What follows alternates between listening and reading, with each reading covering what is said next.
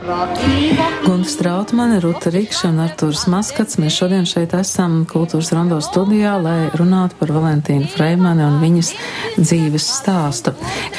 Jā, Artūr, jūs jau teicāt, ka jūs izlasījāt elektronisko versiju, tātad vēl pirms iznākšanas grāmatā. Ruta, tu izlasīji jau grāmatā. Kā tev bija tā pirmā sajūta? Nu, kā piedzīvojumā metoties un par sev tuvu cilvēku. Un cilvēku es ļoti, ļoti augstu vērtēju, un es izgāju tam visam cauri, un tas man aizrāva, man bija arī ļoti smaga sirds to visu lasot, par to paradoksu, kā tas dzīvē var notikt, ja, kad tā šī nodevība ķēde un šī apstākļu sakritības ķēde, un arī tas tiešām, ja, kad Valentīna tam ir pratusi iziet cauri, ir pratusi saglabāt šo labvēlīgo attieksmi pret pasauli. Man tas absolūti nošokē, un man nošokē arī tas kultūras slānis, kas Rīgā ir bijis. Un es te uzdodu to jautājumu, bet vai tas slānis ir arī šodien? Es pieļauju, ka ir, un mēs atkal nezinām. Patiesībā vismaz es nezinu, ja. Es tik minimāli satiekos ar citu tautību cilvēkiem, ja, un citu slāņu cilvēkiem, ka es nezinu, kas notiek manā pilsētā, manā valstī. Varbūt opera būs tā, kas vienos. Tas ir jau augsts uzstādījums, bet ir vērts uz to strādāt. Un mums jau arī ir. Un mums arī ir daudz nacionāls tas kolektīvs, un gan operas, gan baletu māksla, gan mūzikas māksla kopumā, ja, tāda, un tas varbūt ir tā. Nu, es vēl nebiju, tad, kad es saņēmu elektronisko versiju, kaut kā bija tā, kad es nebiju izlasījis, tur nebija vienkārši pēdējās nodaļas par Šīmanu. Un tagad grāmatā, jau saņemot grāmatu, es ar milzīgu gandarījumu izlasīju vēl šo nodaļu un atradu atbildes Šīmaņa personībā, atradu atbildes varbūt uz daudziem jautājumiem, ko mēs pašlaik šeit skaram.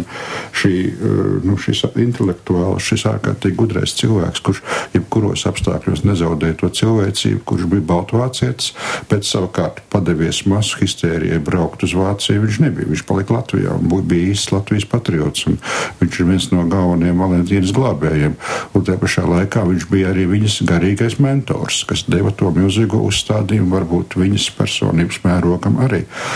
Un tādēļ šī nodaļa man nozīmē ļoti daudz pašlaik, jo viņā es atrodu tās atbildes, kā mūsu sabiedrība ideālā variantā varētu veidoties. Es okupācijas gados ienācu jau kā pilnīgi pieaudzis cilvēks.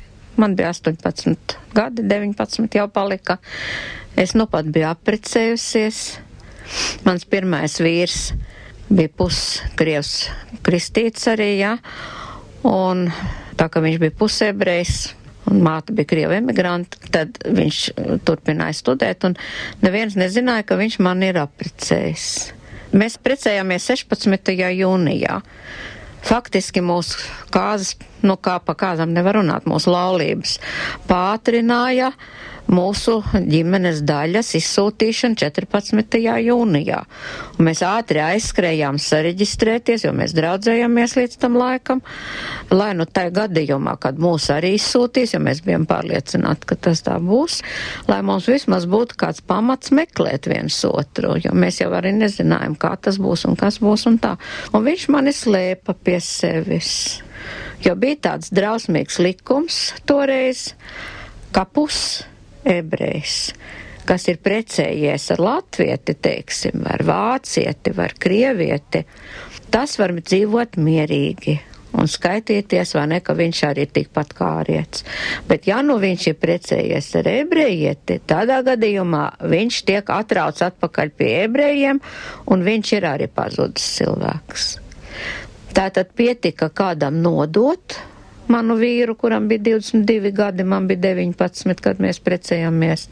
Pietika kādam viņu nodot, un tā tas arī notika, kad viņu nāca apcietināt, un viss. Kas viņu nodevis, es, protams, nezinu, kāds mūs nodeva. 9 mēnešus mēs nodzīvojam tā kopā. Pirmā lielā mīlestība, pirmā laulība. Un kādā jaukā dienā, un tas bija 42. gada 9. maijā dīvainā kārtā, tā ka šī diena man ir palikusi atmiņā pavisam citādi nekā citiem. Atnāca viņu apcietināts šucmaņi, jo vācieši paši nenodarbojas ar tādiem netīriem darbiem.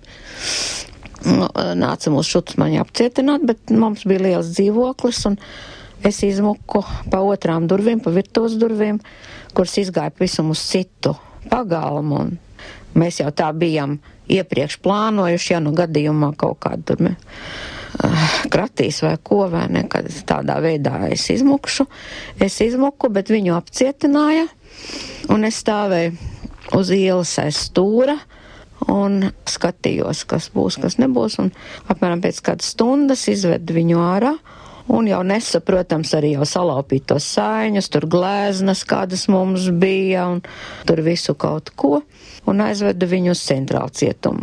Protams, ir daudz labu cilvēku pasaulē, paldies Dievam, vai ne, un tieši šajā laikā es arī nostiprinājos savā ticībā, cilvēka dabai, jā, jo cilvēka dabā ir, protams, arī ļoti daudz ļaunas potences, bet ir arī ļoti daudz labas potences, jo kurš gan būtu varējis cilvēkiem kaut ko labu solīt par to, ka viņi uzņēmās tādas briesmas palīdzēt kaut kādam skuķim vai ne jaunam skuķim, kuram nekāda nopelna sabiedrības priekšā nav. Vienkārši viņiem bija žēl jauna meitene, kāpēc viņai jāiet bojā, un man ļoti daudz cilvēku palīdzēja izglābties. Bez šiem cilvēkiem, protams, es te šodien nerunātu mikrofonā. Un tie bija ļoti dažādi cilvēki. Tā pazīstam man no viena pie otra sūtīja, vai ne, un viens man slēpa, otrs man slēpa, trešais man slēpa. Un tā tālāk tie bija ļoti dažādi cilvēki un dažādas tautības cilvēki.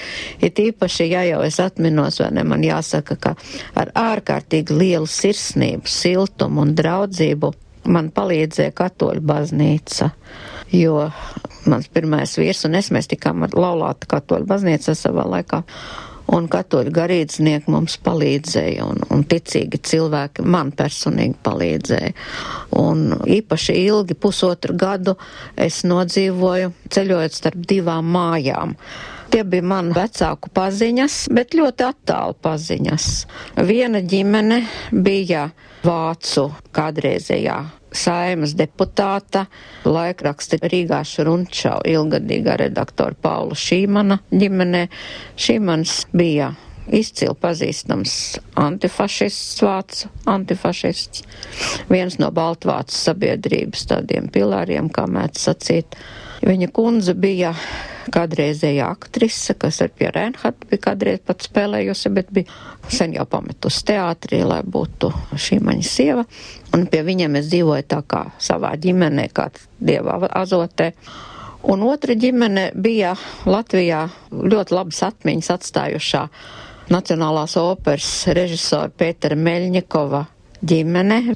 Šaļapina draugs viņš bija un ļoti daudz darījis, lai mūsu operas kultūru celtu, un kā operas režisors bija ļoti populārs